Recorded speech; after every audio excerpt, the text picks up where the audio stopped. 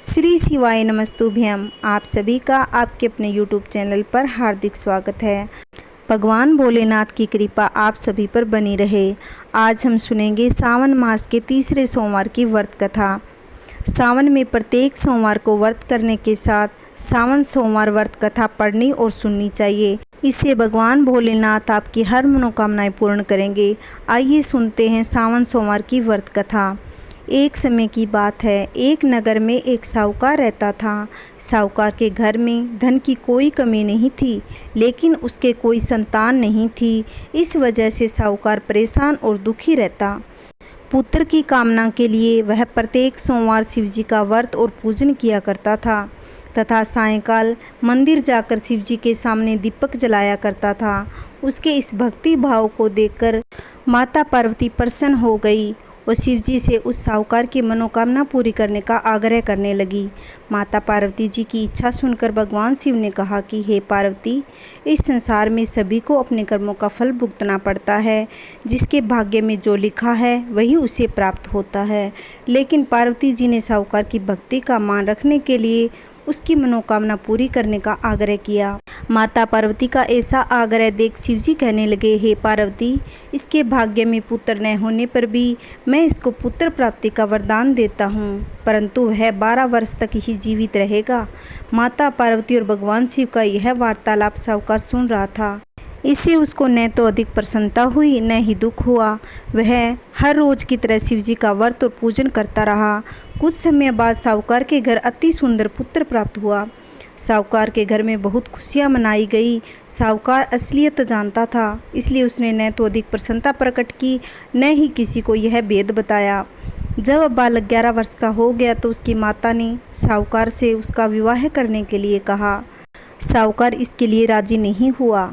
उसने बालक के मामा को बुलवाकर उसे बहुत सा धन देकर कहा, तुम बालक को पढ़ने के लिए काशी ले जाओ और रास्ते में यज्ञ आदि शुभ कर्म करते जाना। दोनों मामा भांजे यज्ञ करते, ब्राह्मणों को भोजन कराते तथा दक्षिणा देते काशी जी की ओर चल पड़े। रास्ते में एक शहर पड़ा। उस शहर में राजा की कन्या का विवाह हो रहा था, परंतु जो राजकुमार विवाह कराने के लिए आया था वह एक आंख से काना था।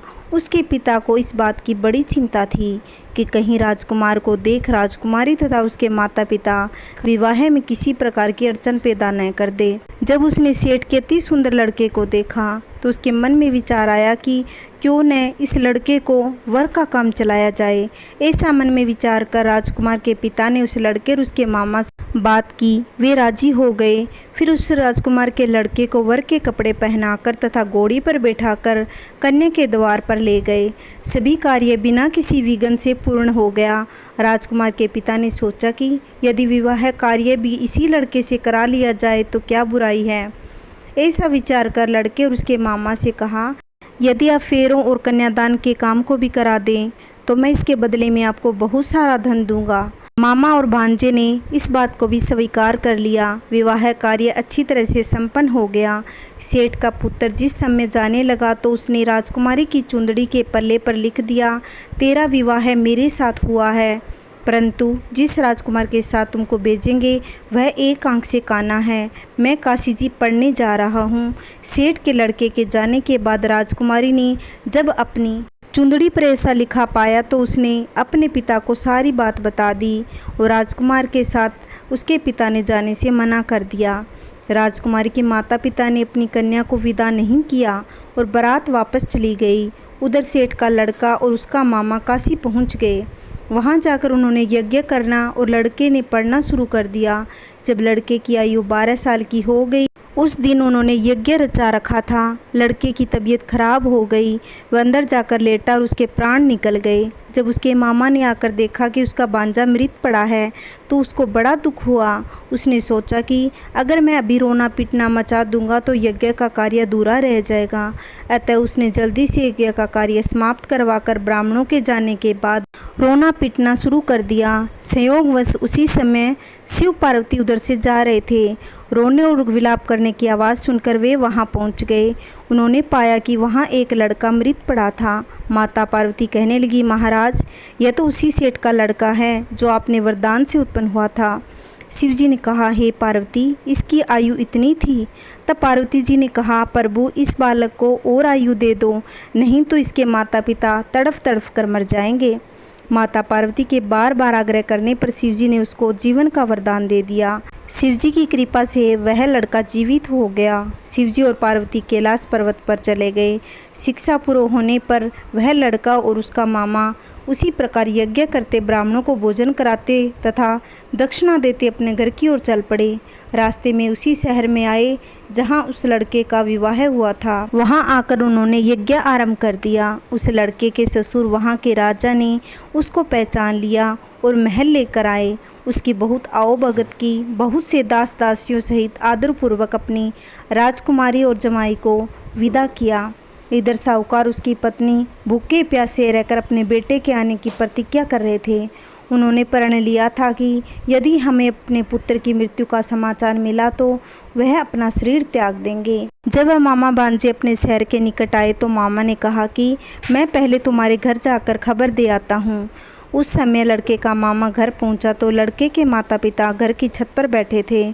लड़के के मामा ने आकर यह समाचार दिया कि आपका पुत्र आ गया, तो उनको विश्वास नहीं आया। तब उसके मामा ने शब्दपूर्वक कहा कि आपका पुत्र अपनी स्त्री के साथ आया है, बहुत सारा धन लेकर आया है। तो सेठ ने आनंद के साथ उसका स्वागत किया और बड़ी प्रसन्नता के साथ रहने लगे। उसी दिन भगवान शिव ने साहूकार के सपने में आकर कहा कि मैं तेरे सावन सोमवार के व्रत करने और सावन सोमवार व्रत कथा सुनने से प्रसन्न होकर तेरे पुत्र को लंबी आयु का वरदान दिया है। इस प्रकार जो कोई भी सावन सोमवार व्रत करता है और इसकी कथा सुनता है, उनकी हर मनोकामनाएं भगवान भोलेनाथ पूर्ण करते हैं और सभी कष्टों से दूर रखते हैं। हे शंकर भगवान, जिस प्रकार आपने साहूकार के बेटे पर कृपा करी, वैसे कहानी कहते सुनते हुंकारा भरते सबकी करना। ओम नमः शिवाय। जय श्री कृष्णा। आइए सुनते हैं गणेश जी की कहानी। एक अंधी बुढ़िया माई थी जिसके एक बेटा और एक बेटे की बहू थी। वह बहुत ही गरीब थी। एक दिन गणेश भगवान ने सोचा कि यह बुढ़िया मेरी इतनी पूजा पाठ करती है पर बदले में कुछ नहीं मांगती। एक दिन गणेश भगवान ने बुढ़िया माई को दर्शन देकर कहा, बुढ़िया माई कुछ मांग, नहीं तो अपने बेटे बहू से पूछ ले। तो वह अपने बेटे से बोली। बेटे ने कहा कि माँ धन दौलत मांग ले। फिर अपनी बहू से पूछा तो वह बोली कि सासू जी पोता मांग लो। तो बुढ़िया माई ने सोचा कि यह दोनों तो अपने मतलब की चीज़ें मांग रहे हैं, तो पड़ोसन से जाकर पूछूं। पड़ोसन से जाकर कहा कि मुझे विनायक जी ने कहा है कि कुछ मांग। बेटा तो कहता है कि धन दौलत मांग ले, बहू कहती है पोता मांग ले। तो तब पड़ोसन बोली, ना तू धन मांग न तू पोता मांग, तू थोड़े दिन तो जिएगी, अपने लिए आंखें मांग ले। उसने पड़ोसन की भी बात नहीं मानी। घर पर जाकर सोचा कि बेटा बहू खुश हो जाए, ऐसा कुछ मांग लूं, अपने मतलब की भी चीज़ मांग लूं।